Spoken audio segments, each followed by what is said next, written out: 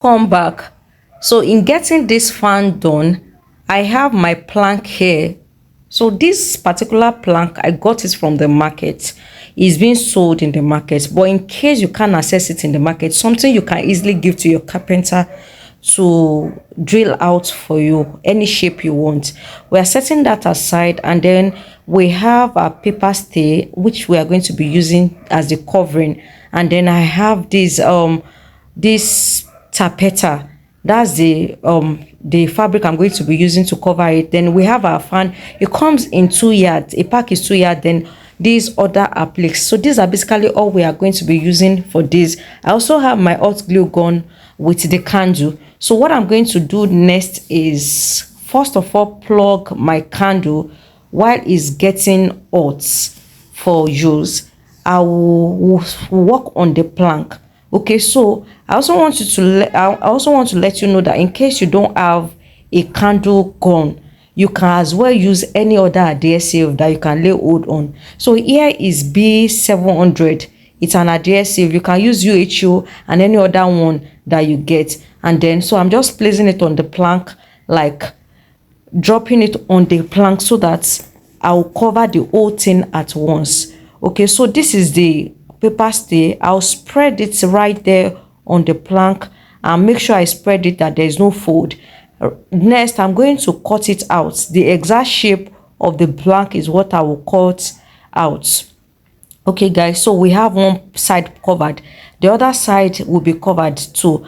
The hot one is hot already, and so I stopped using the adhesive, the bit 700, and then switched to the hot glue gun. I must also let you know that it's more economical using this hot glue gun than the other one, right? So that's why most times I stick to hot glue gun, but in case you don't get it, you can make use of any one you get. Now I've covered the other side.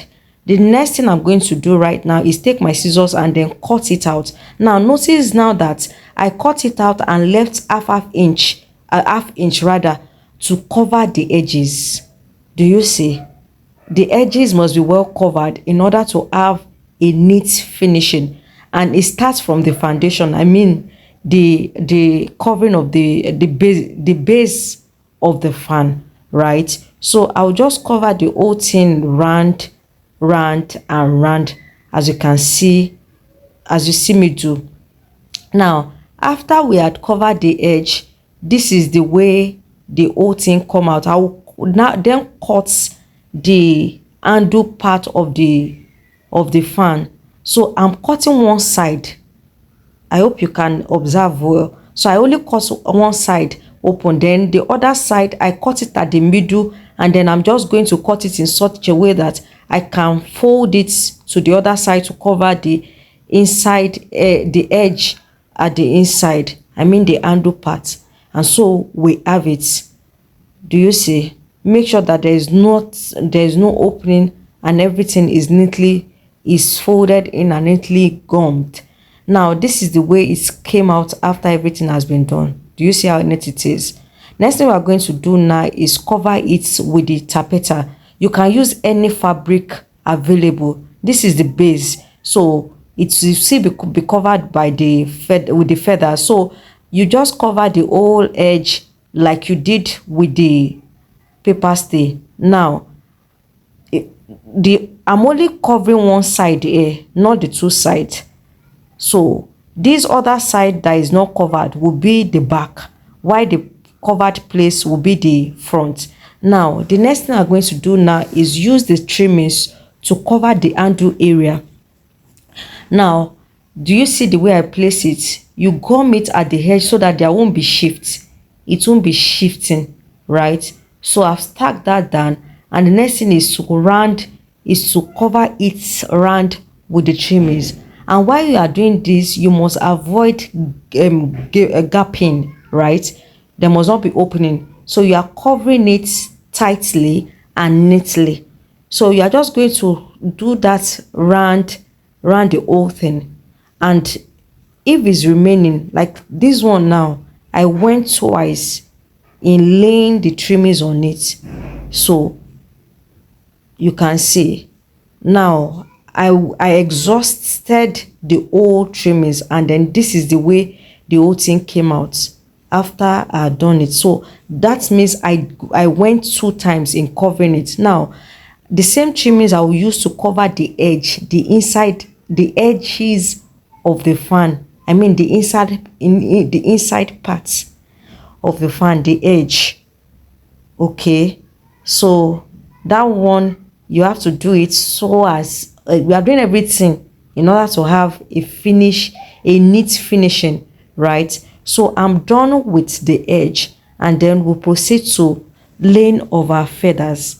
This time around, I'm making use of another kind of feathers. If you've seen my previous videos, you will notice that I use chicken feathers, but this time I'm using duck feather. As you can see, is longer and wider and stronger than chicken feather. One of the reasons why I chose it this time around. And so I'm going to just fold it into two and cut it into two. So I will use each for the two sides. The first thing I'm going to do is check out how I want it to be placed. In doing this, you must picture how you want it to be first. And I want it to cover the whole edge. So I'm starting from one edge. Like, do you see the way I'm placing my gum? Okay. As I'm covering as I'm gumming the edge, I'm also moving inside so that everything will be stacked down. Do you see? And I'm following the arc. I'm not just gumming it anyhow. I'm following the arc, and this other side has been done. I cut out the excess, and then I'm just going to use that, form an arc, and then form the shape like so. So we have that done, right? I'll flip to this other side and then do the same thing to it. I'll gum it down.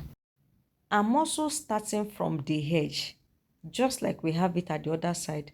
That's the same way we are going to do it this time, right? Do you see it? I think this should give you a clearer picture. I'm just going to place it on it like so, and then follow the arc. Do you see? So in following the arc, if it needs you to bend, you will bend in order to get the shape. Okay, so you just place your gum and then follow the arc, right? And I'm taking my time to do that, as you can see. Okay,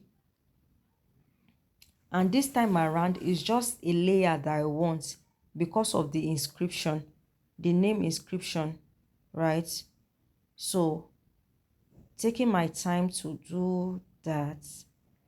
Guys, I observed that it was after I had gummed it that I noticed that the inscription would not be too okay on the lining, I mean the tappeta covering, right? It was after I finished covering it that I observed that. So I had to remove it and then cut out the wrapper trimmings and place on it like so. Do you see? I actually cannot remember what name is called, but it's a shiny one. They use it for fan also. So I place it and then regurg the fan on it, and this is how the bags look like, and you can see the difference now. Okay, it's even giving it a glittering look already. So anywhere that you see that is open, you will cut the remaining feathers, will be cut and then insert, right, to cover the whole thing. There shouldn't be any opening at the end. So we have it like so, and then this is the front. And what I'm going to do now next is use this crown trimmings to cover the edges of the fan, I mean the satin area. Do you see?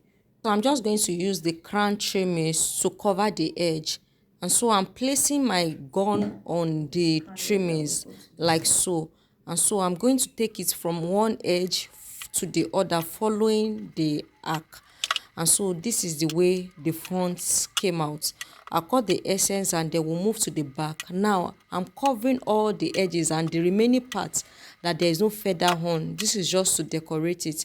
And so we have it. So this is our back, as you can see. And so I have the alphabets. Yeah, I didn't show you in the beginning. Okay, so you can get this from any cake shop or bridal shop, right? So what we are inscribing on the fan is Iyawo Akin. So I'm just going to place it first to see where it will stay. I will first of all get the right arrangement, like so. I'm taking my time to arrange it such that when we are gluing it, it will be easy and you will know where exactly it's the right alphabet should be placed. Okay, so that is Iyawo. Now the O, so we have the Iyawo, then Akin. Placing it like this too will help you to manage the available space well. So depending on the number of the alphabet in the name, that should also determine the space you leave at that center. Okay, so we have everything there. Now I'm going to take the gum and then glue it down. So guys, if you have stayed this time watching this video, it's an assurance for me that you are getting value. Kindly give this video a thumbs up, like it, share it with your friend, and if you are yet to subscribe to this channel, do well to subscribe now, right? So we have Iyawo Akin inscribed on the fan, and this is the way it came out. Here is the back. And so the back, I just feel I should put a touch there. I have another trimmings that I'm cutting out and I placed on it. So this is the whole thing. This is the massive fan, very beautiful, Iyawo Akin, and this is the back. Guys, we have come to the end of this tutorial and I'm very sure you love it. And this is the beautiful practice fan. It and send. This is the front. You can also share with and me whether it was easy for you doing it, or if you have any question you want to ask, feel free to ask. And guys, see you in my next tutorial. Thank you for staying through. Bye bye.